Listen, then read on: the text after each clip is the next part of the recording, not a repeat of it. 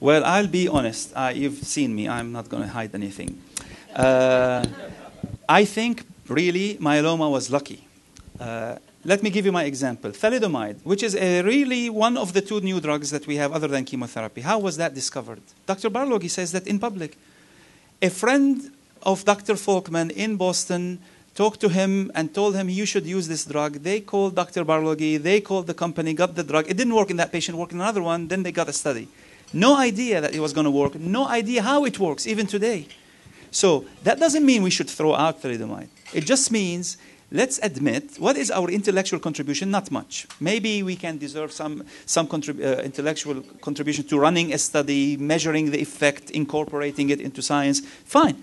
But so far, no one can tell me that they knew it was thalidomide and reached for it. It was really some kind of an idea in one patient who happens to be the neighbor of Dr. Folkman, who happens to be an angiogenesis expert, and who thought thalidomide may work through this. The other drug that is very important in myeloma is Velcade. Velcade was called PS341 because it was for prostate cancer. It didn't work in prostate cancer, but somehow worked in myeloma. So they picked it and used it. So I am not in any way trying to say, oh, these are worthless drugs because we didn't know. Of course, anything you get, if you got lucky, nobody's going to take it out of you. But let's not fool ourselves and say, we are much better in myeloma. Because the reality is, we just happen to have given to us two very effective drugs, thrown into the mix, and they made a big difference in the outcome.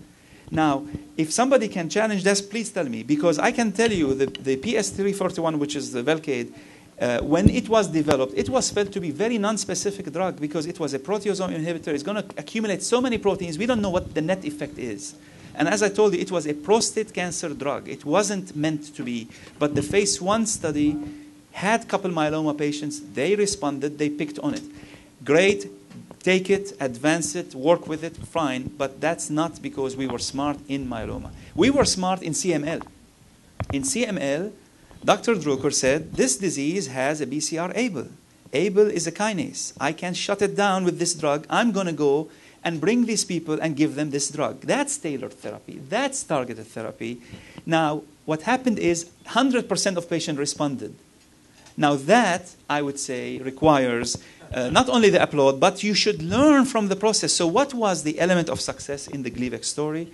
What were the elements of intellectual contribution? And now let's compare, are we doing that in myeloma? Are we doing that in lung cancer? And my answer is no, we're not. So what we need is to learn from the experience. What did we do?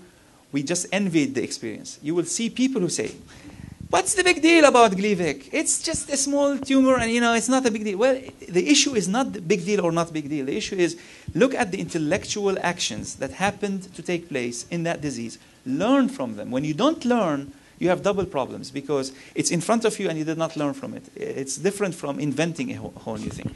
And that's what I refer to in my introduction, is that what is annoying, in my opinion, is we do have proposals for how we can do remarkably different approaches to cancer. The problem is nobody can organize the forces. Nobody can put them in line to do it the way it should be done logically, because we have this system of fragmenting our knowledge, fragmenting our expertise. We call that focus instead of fragment. But we're focusing on one thing and have no idea what happens next door. And that could be a lot of information. Tim, do you want to add to that? Yeah, I was just going to add that certainly luck really does come into it. But also a lot of these blood-forming cancers are, genetically the defects are much less than in a solid cancer like a lung cancer. So typically for leukemia or lymphoma or myeloma, there may be three or four. Just hold it closer. 3 or 4 mutations that are really driving it. Whereas in a metastatic, invasive solid tumor, there's a lot more changes that have taken place, and it's much. And you can block proliferation of myeloma much more readily than you can block invasion and metastasis of a lung cancer. So yeah, there's luck, but it's also a lot more complex too, molecularly, that we're dealing with.